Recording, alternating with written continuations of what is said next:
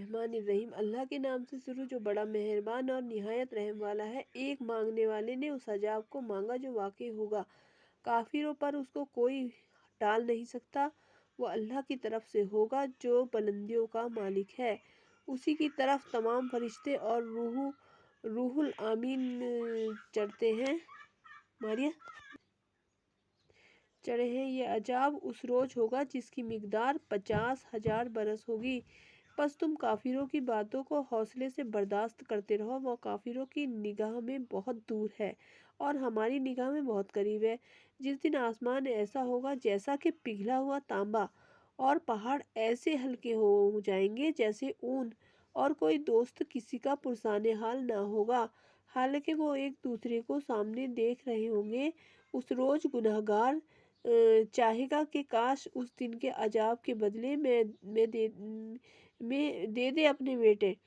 مطلب اس دن ہر گنہگار یہ چاہے گا، جو بہت گنہگار ہوگا، کہ اس عذاب کے بدلے میں اپنے بیٹے بھی دینے کے لیے تیار رہے گا، اور اپنی بیوی اور اپنے بھائی بھی دینے کے لیے تیار رہے گا، اور اپنا خاندان بھی جس میں وہ خود رہتا ہے، اور جتنے آدمی زمین پر ہیں گرج سب کچھ دے دیں اور اپنے آپ کو عذاب سے بچا لیں۔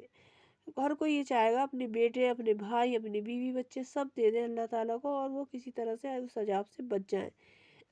ایسا ہرگز نہیں ہوگا، وہ تو بہت بھڑکتی ہوئی آگ ہے، کھال ادھیڑنے والی۔ ان لوگوں کو اپنی طرف بلائے گی جنہوں نے دین حق سے اراض کیا اور منہ پھیر لیا، اور مال جمع کیا اور بند رکھا۔ مال کو جمع بھی کرتے رہتے ہیں اور اس کو بند کر کے رکھتے ہیں۔ ایسے لوگ ہیں۔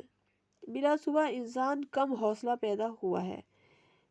جب اسے تکلیف پہنچتی ہے تو گھبرا اٹھتا ہے، اور جب آسائش حاصل ہوتی ہے تو بخیل بن جاتا ہے۔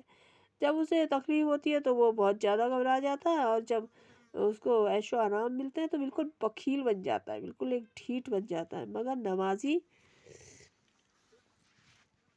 نمازی جو نماز کا احترام کرتے ہیں اور بلا ناغہ پڑھتے ہیں، جو نمازی ہوتے ہیں نماز پڑھتے ہیں اور بنا چھوڑے نماز کو بنا قضا کرے ہوئے پڑھتے ہیں، اور جن کے مال میں حصہ مقرر ہے، اور وہ اپنے مال کا حصہ سب کو جس کے حصے کا مال ہے اس کو دیتے ہیں، خود ہی مار کر کے نہیں بیٹھ جاتے ہیں اور بند کر کے نہیں بیٹھتے ہیں اس مال کو، یعنی مانگنے والے کا اور نہ مانگنے والے کا، اور جو روز جزا کو سچ سمجھتے ہیں اور جو اپنے رب کے عذاب سے ڈرتے رہتے ہیں۔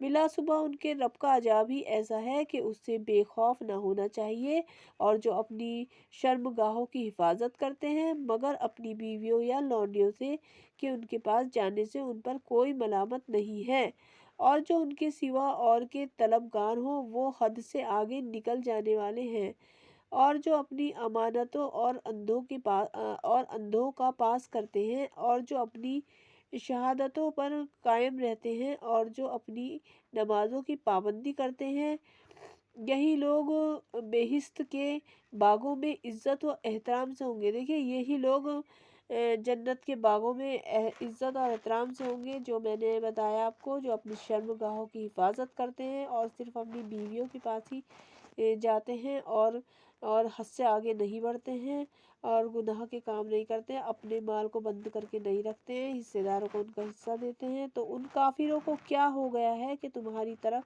دوڑتے چلے آتے ہیں، دائیں سے بائیں سے گروہ در گروہ ہو کر جمع ہوتے چلے آتے ہیں۔ کیا ان میں ہر شخص یہ توقع رکھتا ہے کہ نعمتوں کے باغات میں وہ داخل ہو جائے گا؟ ہرگز نہیں۔ وہ سب بھاگتے ہوئے آتے ہیں کافر اور جو بہت بڑے گنہگار ہیں، وہ سب کہ ہم بھی ان باغات میں شامل ہو جائیں، لیکن اللہ تعالیٰ کہتا ہے ہرگز نہیں۔ ہم نے ان کو اس چیز سے پیدا کیا ہے جسے وہ جانتے ہیں۔ ہمیں مشرقوں اور مغربوں کے مالک کی قسم ہے کہ ہم قدرت رکھتے ہیں، یعنی ہم اس بات پر قادر ہیں کہ ان سے بہتر لوگ بدل جائیں، اور ہم عاجز نہیں ہیں۔ مطلب وہ اگر بدل بھی جائیں، وہ لوگ کہیں کہ ہم نہیں کریں گے اب ایسا، اللہ ہم سے معاف کر دے، اتنی معافیاں مانگیں گے، لیکن اللہ ان سے عاجز نہیں ہے۔ اللہ کہے گا نہیں، بس اب نہیں۔ اے رسول ان کو باطل میں پڑے رہنے دو اور کھیل لینے دو، یہاں تک کہ جس دن کا ان سے وعدہ کیا جاتا ہے وہ ان کے سامنے موجود ہو، اور اللہ سے کہتے ہیں، رسول سے کہتے ہیں ان کو وہیں پڑھ رہنے دو اور ان کو کل کرنے دو، اور میں نے جو وعدہ ان سے کیا ہے اب دیکھ لو، وہ تمہارے سامنے آ گیا وہ دن۔ اس دن یہ قبروں سے نکل کر اس طرح دوڑیں گے جیسے شکاری، اس طرح قبروں سے نکل کر وہ لوگ دوڑیں گے جیسے شکاری کے جال کی طرف دوڑتے ہیں، وہ جال میں خود ہی پھنس جائیں گے۔ ان کی آنکھیں جھکی نہیں ہوں گی اور ان پر ذلت چھا رہی ہوگی۔ یہی دن ہے جس کا ان سے وعدہ کیا جاتا ہے۔ یہ سورۃ المعارج ہے۔ اب سورۃ النوح مکی آئی ہے۔ ہم نے نوح کو ان کی ہم آپ کو اگلی بار بتائیں گے۔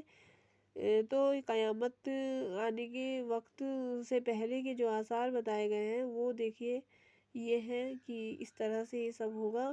اور اللہ سے ڈرتے رہیں، نمازوں کی پابندی کریں، اور سب سے بڑی، اگر ہم نماز پڑھیں، روزہ رکھیں، قرآن پڑھیں، عبادت کریں، اس سے بھی کہیں زیادہ ضروری ہے کہ ہمارے دل جو ہوں گندے نہ ہوں، ہم بد اخلاق نہ ہوں، دل کے اندر گندگی نہ ہو، کینہ نہ ہو، غیبت نہ ہو، اور ہماری کنجوسی نہ ہو ہمارے اندر کہ اپنے مالوں کو جمع کرے جا رہے ہیں، خرچ نہیں کر رہے ہیں اور اچھے کاموں میں بھی نہیں لگا رہے ہیں۔